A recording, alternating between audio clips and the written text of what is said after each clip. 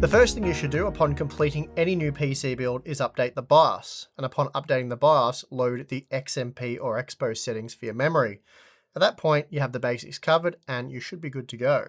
Updating your BIOS is a good idea and really a best practice, as boards often ship with outdated BIOS revisions, and by updating you can benefit from numerous bug fixes, and often stuff like RAM compatibility improves over time as the manufacturer has more time to test and validate more kits, and they might even further tune settings for certain kits that they had previously tested, and that could provide better performance and/or stability.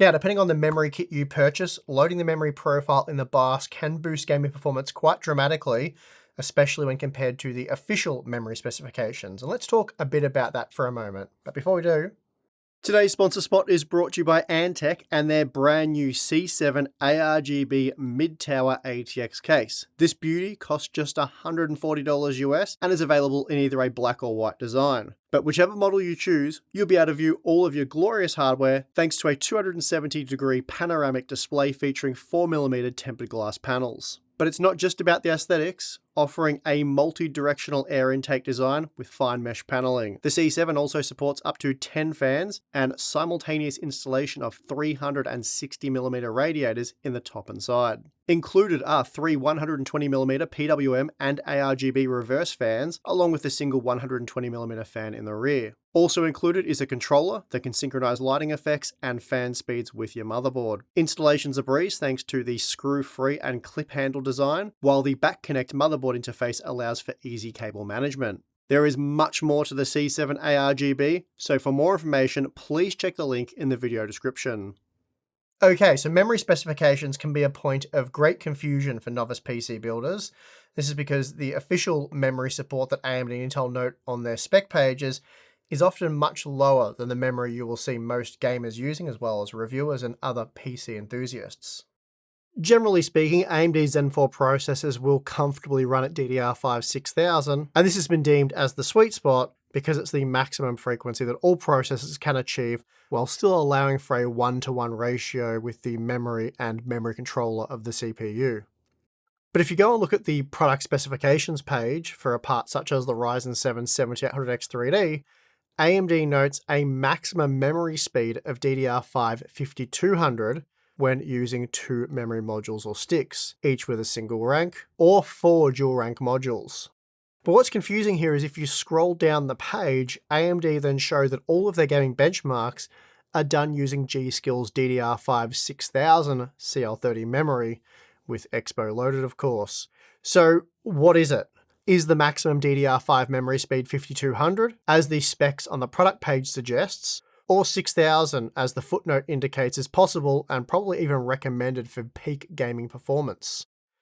The truth is, AMD recommend DDR5 6000 as the sweet spot, as it does provide the best performance, but will only officially support DDR5 speeds up to 5200.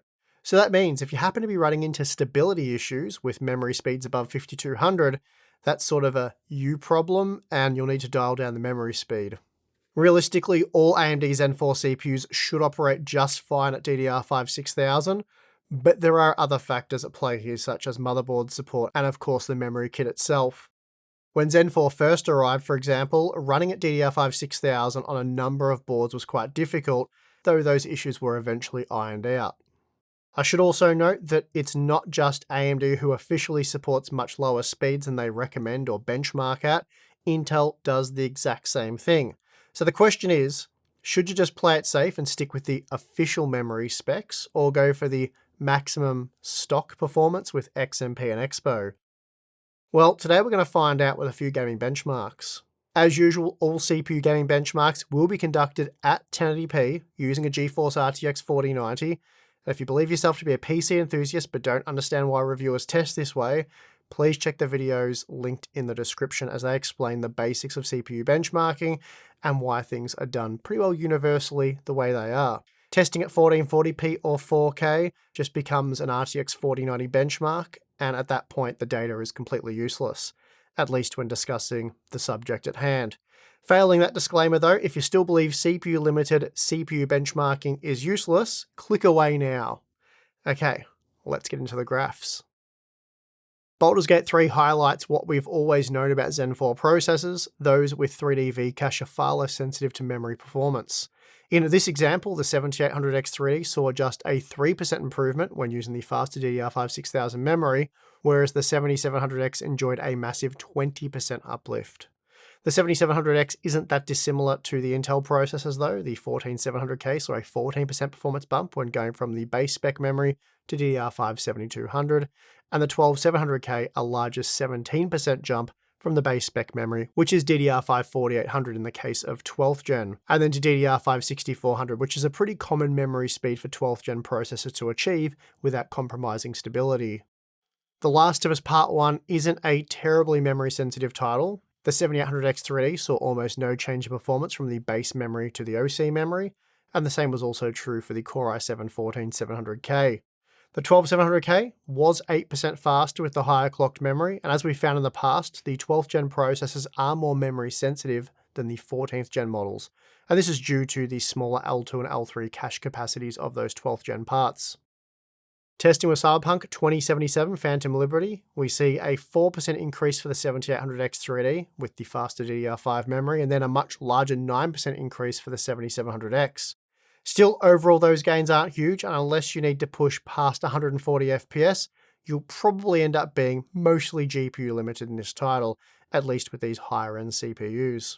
We also saw a similar 3% increase for the 14700K, and then a 7% increase for the 12700K. Though I should note that the slower DDR5 4800 memory really did hurt the 1% lows of the 12th gen processor, reducing them by 14%. Hogwarts Legacy is a very sensitive game, though we do have some unexpected results. The 14700K wasn't a great deal faster with the DDR5 7200 memory, just 9% faster on average, which is the same margin seen when comparing the 1% lows. The 7800X3D, on the other hand, that was 10% faster on average using the DDR5 6000 memory, but 21% faster for those 1% lows. The 7700X also saw a 17% increase to the average frame rate and a massive 29% improvement to the 1% lows. And then the 12700K, that was also 20% faster for the average frame rate, and then 31% faster for the 1% lows, so similar margins to that of the standard Zen 4 parts. The ACC results are also interesting, as here the 7700X, 14700K and 12700K all saw similar performance gains using the higher clocked DDR5 memory. Around an 8 to 12% boost was seen. The 7800X3D, on the other hand, that saw a mere 2% improvement. Spider-Man Remastered, a game that we've known for a long time, is extremely sensitive to memory bandwidth, with DDR5 offering huge performance gains over DDR4. And in this example, we see that even the 7800X3D is enjoying the increased memory bandwidth, boosting the average by 9%. But that's nothing compared to the 17% increase the 7700X saw, with a 21% boost to the 1% lows. The Core i7 14700K though wasn't too phased here. With DDR5 5600 or 7200, the performance was much the same, with near identical 1% lows and just a 4% improvement for the average frame rate. The 1% lows weren't drastically improved for the 12700K either, though we did see a 13% boost to the average frame rate. The performance gains in Homeworld 3 appear quite consistent, with the only exception being the 7700X, which saw a 22% improvement to the average frame rate, and the rest were around 9%. Interestingly, the 7800X3D and 12700K saw similar performance gains from the base spec to the sweet spot configuration in A Plague Tale Requiem. The 7700X though, it really suffered with the slower memory, as DDR5 6000 provided a 16% boost to the average frame rate, and then we see a mere 4% uplift for the 14700K. Typically speaking, Counter-Strike 2 isn't that memory sensitive, and here we're looking at just a 3% increase for the Ryzen 7 7800X3D, and then 6% faster for the 7700X, and 4% for the 14700K. The 12700K did see a 10% improvement, which is reasonable, but still not massive when going from DDR5 4800 to 6400. The Starfield results vary quite a bit depending on the CPU used. The 7800X3D and 14700K, for example, saw almost no difference in performance, while the 7700X was 10% faster on average, and the 12700K 8% faster. The 7800X 3D and 14700K also saw a small 4 to 5% gain in Horizon Forbidden West when paired with the higher clocked memory. The 7700X, on the other hand, that was 12% faster, and the 12700K 10% faster. Now, Hitman 3 shows similar performance trends to many of the games that we've already looked at. For example, the 7800X 3D and 14700K don't see that much of a performance difference, and really overall this isn't a particularly memory sensitive title, especially given that it is an older game now, so I guess that makes sense. The 7700X was 6% faster on average, and the 12700K 10% faster, so again, not big margins there. And finally, we have Watch Dogs Legion, and again, the 7800X 3D and 14700K see almost no performance difference between the base and OC memory.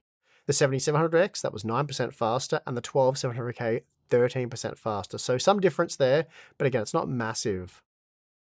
Okay, so here's a look at the 13 game average data, calculated using the GeoMean. And as you can see, the performance of the 7800X 3D typically isn't affected all that much by memory speed, with just a 4% increase seen to the average when using DDR5 6000. The performance of the 7700X, on the other hand, was improved by 3 times when using the same DDR5 6000 memory, with a 12% improvement to the average frame rate. Surprisingly, the 14700K was similar to the 7800X 3D, with just a 4% boost, while the older 12700K was 11% faster, so similar margins there when compared to the 2 AMD processors used in this testing. So there you have it. Depending on the CPU, and of course the games you play, memory speed can make a big difference.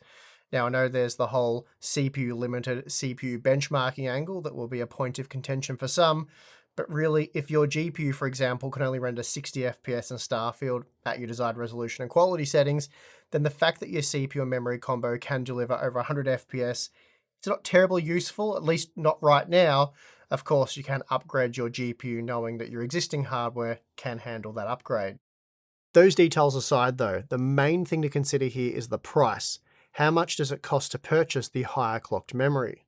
And there's some good news there. You really shouldn't be building a Zen 4 based system without using DDR5 6000 CL30 memory, as a 32GB kit costs as little as $85 US, and at most $105 US.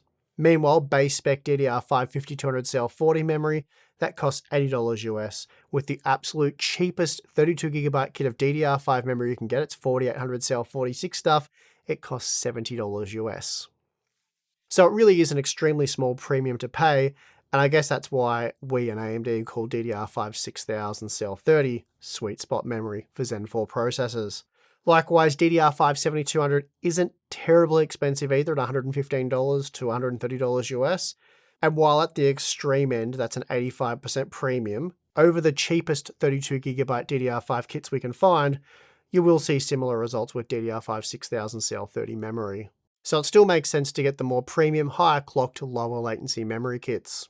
That said, right now we're not recommending Intel's 13th and 14th generation processors due to the yet to be addressed widespread stability issues. Intel has provided a recent update on that, but it won't be until next month that we know if that update actually solves the problem. So yeah, we're not recommending it at this point in time, but the data for the 14700K was included more out of interest than anything else. And of course, this isn't a CPU buying guide. And that is going to do it for this video. If you enjoyed it, you know what to do. Subscribe, do all that stuff. We also have Float Play and Patreon. Check those out if you're interested. You get access to our exclusive monthly live streams, Discord server, behind the scenes content, and Q&A stuff. So yeah, a lot of cool things there. But if you're not interested, perfectly fine. Not going to hold it against you this one time. Thanks for watching. I'm your host, Steve. See you next time.